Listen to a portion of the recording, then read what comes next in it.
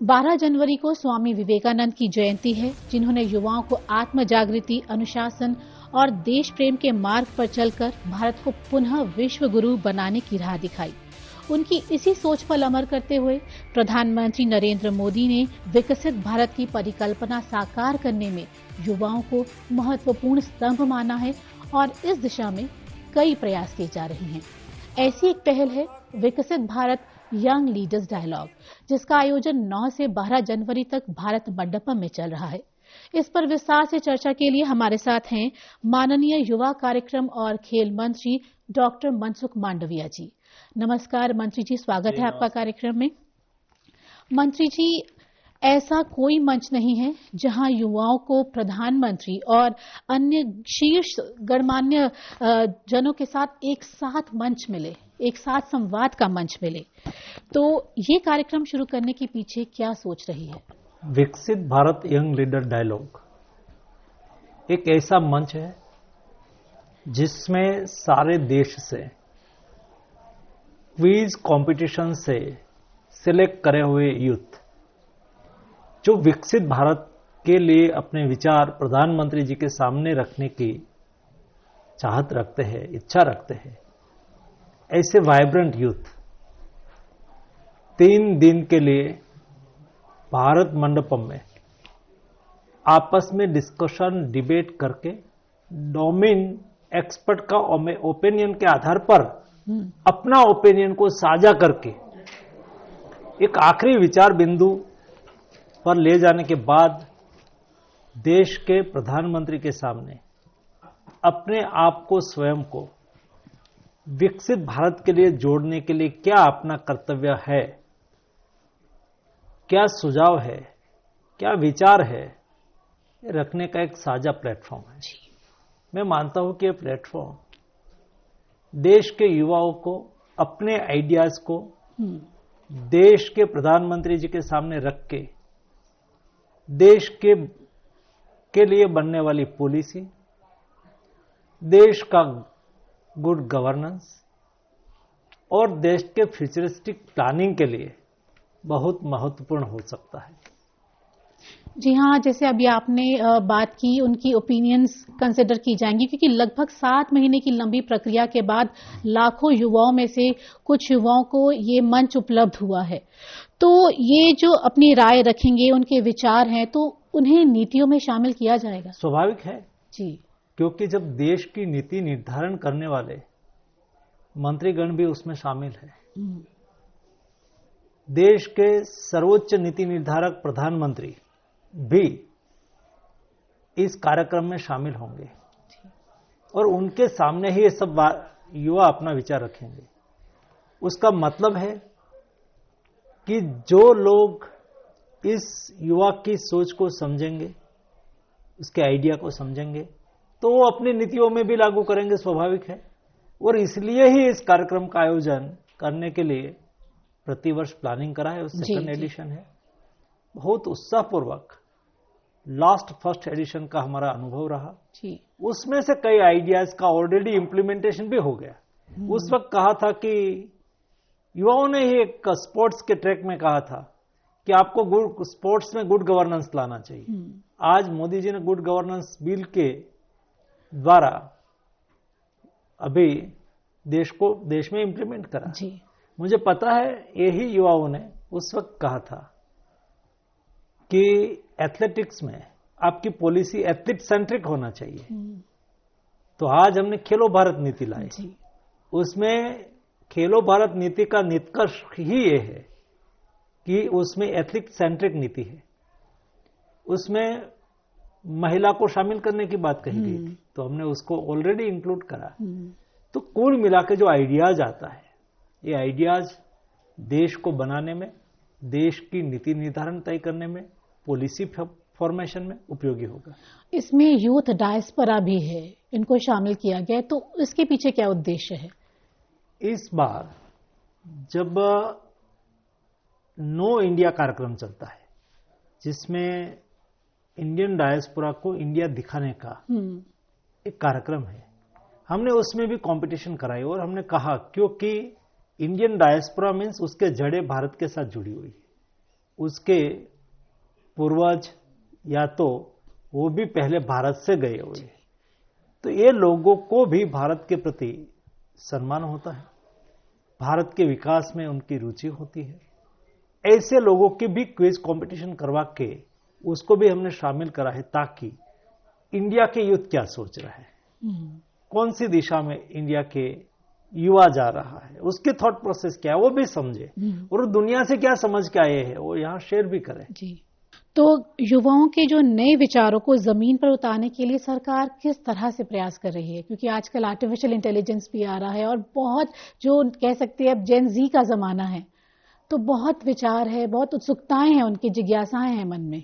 जेन जी को एड्रेस करना ये हर राष्ट्र की जिम्मेवारी होती है, क्योंकि यही भविष्य होता है। जी, आपने देखा होगा आज यहाँ जो 3000 यूथ है उसमें 1200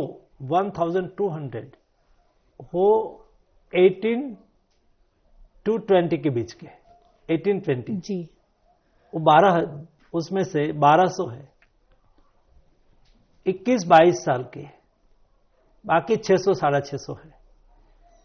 25 के अंदर ज्यादातर युवा लोग हैं। आज जिसकी एज 50 हुई है वो तो 25 साल के बाद जब देश आजादी का शताब्दी दिवस मनाएगा, डेवलप्ड कंट्री बनेगा, तब वो 75 का हो जाएंगे। वो तो डेवलप्ड कंट्री को देखेंगे, लेकिन कौन जिएंगे, किसके लिए विकसित भारत बनाना है? जो आज युवा है उसको ही विकसित भारत बनाना है, उसको ही विकसित भारत जीना है। बिल्कुल। इसलिए उनकी सोच का, उनका विचार का विकसित भारत बने, उनके लिए मोदी जी ने एक्सरसाइज करी है। और इसलिए ही मोदी जी ने कहा कि मुझे 1 लाख यंग लीडर बनाना है जिसका कोई बैकग्राउंड पॉलिटिकल ना हो। ऐसे युवा, ये देश की बहुत विविधता है।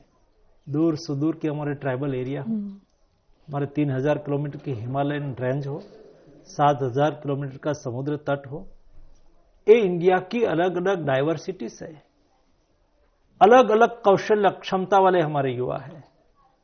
उसमें भी लीडरशिप की ताकत पड़ी हुई है। इस ताकत को आइडेंटिफाई करके हमें उसको राजनीति में लाके लीडरशिप देना है, और उसमें से हमें बहुत अच्छे लीडर मिलते हैं। इस मंच पर किन विषयों पर विशेष रूप से चर्चा हो रही है? कौन कौन से एक्सपर्ट्स आ रहे हैं? किन क्षेत्रों से आ रहे हैं?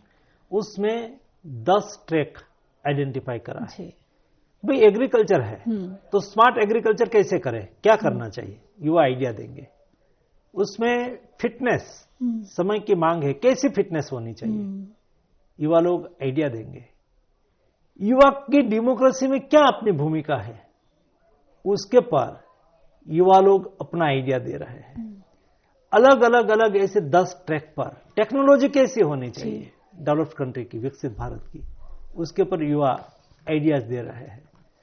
तो ऐसे 10 ट्रैक पर युवा, पहले उन्होंने प्रेजेंटेशन तो दिया ही है, उनके बाद ऐसे जितने देश में स्मार्ट एग्रीकल्चर पर प्रेजेंटेशन दिया, ये सब यहां इकट्ठे हुए और उन्होंने एक प्रेजेंटेशन तैयार करा और उसको डोमेन एक्सपर्ट ने उसको गाइड करा कि भाई आपकी सोच है, उसको ऐसे मॉड्यूल करो, ऐसे मॉड्यूल करो। कल वो एक मिनिस्टर के ग्रुप के सामने प्रेजेंटेशन देंगे और उनके बाद वो प्रधानमंत्री जी के सामने लेके जाएंगे, ताकि कॉम्प्रिहेंसिव उसके थॉट को समाहित करके हम देश के डेवलपमेंट के ये विचारों को जोड़ सकें। तो देखा जाए तो ये मंच अपनी लक्ष्य प्राप्ति में काफी हद तक सफल हो पा रहा है। अगर बात करें 2047 तक विकसित भारत की यात्रा में, आप युवाओं को, जो हमारी युवा शक्ति है, उनका योगदान कैसे देखना चाहते हैं? मैं 2047 जब देश आजादी का शताब्दी दिवस मनाता हूं, तब जब देश आजादी का अमृत वर्ष मनाता था, तब मोदी जी ने कहा था कि ये जो 25 साल है, आजादी का अमृत महोत्सव वर्ष और आजादी का शताब्दी वर्ष, ये 25 वर्ष को मोदी जी ने अमृत काल का समय कहा। ये अमृत काल के समय में हम देश के नागरिक नेशन के प्रति, नेशन फर्स्ट की धारणा से अपना कर्तव्य का निर्वहन करें। ये सब युवाओं में हमें कर्तव्य भाव को प्रेरित करना है। ये युवा कल कोई डॉक्टर बनेंगे, कल कोई इंजीनियर बनेंगे, कल कोई लीडर बनेंगे, पॉलिटिकल लीडर बनेंगे, समाज सेवी बनेंगे, साइंटिस्ट बनेंगे, एग्रीकल्चरिस्ट बनेंगे, जो भी बने, लेकिन उस वक्त उसके मन में नेशन फर्स्ट रहना चाहिए, देश पहले रहना चाहिए।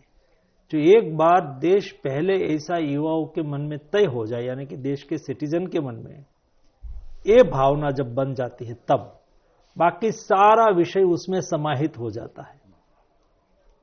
कोई टीचर्स हो, उसमें नेशन फर्स्ट बन गया, तो उसके सामने बैठे हुए बच्चों को जब वो पढ़ाएंगे, तब उसके मन में आएगा कि मेरा देश का भविष्य है, मुझे ऐसा युवा तैयार करना है, ऐसा नागरिक तैयार करना है जो विकसित भारत बना दे, वो देश के लिए कमिटेड रहे, देश के प्रति कर्तव्य भाव व्यक्त करते रहे। वो जब नेशनलिज्म, नेशन फर्स्ट को आत्मसात करेंगे, तो सामने वाले को प्रेरित करेंगे। और तब जब पहले गांधी की क्या विशेषता थी? यही विशेषता थी, वो पहले स्वाध्य करते थे, वो पहले जीते थे जी। और बाकी लोगों को प्रेरित करते थे, तो उसकी एक्सेप्टेबिलिटी होती थी। एक्सेप्टेबिलिटी आने के लिए पहले स्वयं को साध्य करना होता है। आज बहुत अच्छी बात कही डोवाल जी ने, शायद आप होंगे, डोवाल जी ने कहा कि स्वर्ग जाना है तो मरना पड़ता है, हमें कुछ साध्य करना है तो उसके साथ कनेक्ट होना पड़ता है, जीना पड़ता है। तो हम देश को जिए, देश के प्रति तब कमिटमेंट आएगा। ऐसे युवा तैयार करने का हमारा लक्ष्य है। मंत्री जी, आपके पास खेल मंत्रालय का भी पदभार है, तो आपके अनुसार जो खेल हैं वो युवाओं को मतलब आगे बढ़ने के लिए, नई सोच, नई गति प्रदान करने के लिए कैसे प्रोत्साहित करते हैं? स्पोर्ट्स एक कल्चर है जी, स्पोर्ट्स एक जीवन शैली है, not only for human being. आप देखिए, प्राणी भी जब खुश होते हैं तब वो उत्साहित हो जाते हैं, आप देखते होंगे उसको खेलते हुए देखते होंगे। तो खेल एक नेचर है, और खेल के द्वारा हम बहुत कुछ चीजों को हासिल कर सकते हैं।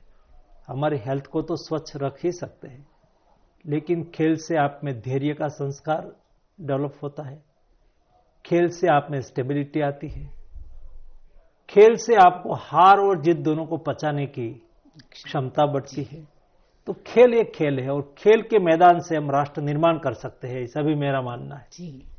खेल का मैदान राष्ट्र निर्माण का केंद्र बन सकता है। हाँ, राष्ट्रीय स्वयंसेवक संघ क्या है? 1 घंटे की शाखा में वो केवल लोगों को खेलने के लिए सिखाते हैं, खेलते खेलते वो जुड़ जाते हैं राष्ट्र के साथ, राष्ट्रवाद के साथ, और उसमें से एक अच्छा अनुशासित नागरिक तैयार होता है। वैसे खेल का जीवन में बहुत महत्व है। हम सब, इसलिए ही मोदी जी ने खेलो इंडिया कहा। मैंने संडे ऑन साइकिल का इनिशिएटिव लिया। संडे ऑन साइकिल एक प्रतीक है, लेकिन हमें लोगों को फिटनेस के साथ जोड़ना है, खेल के साथ जोड़ना है। उसके प्रतीक के रूप में हम संडे ऑन साइकिल करते हैं। ये सब एफर्ट आने वाले दिनों में हेल्दी नेशन और वेल्दी नेशन बनाएगा। मंत्री जी, आप हमारे साथ जुड़े और विस्तार से हमें इस मंच के बारे में बताया, इसके लिए धन्यवाद। Thank you. धन्यवाद।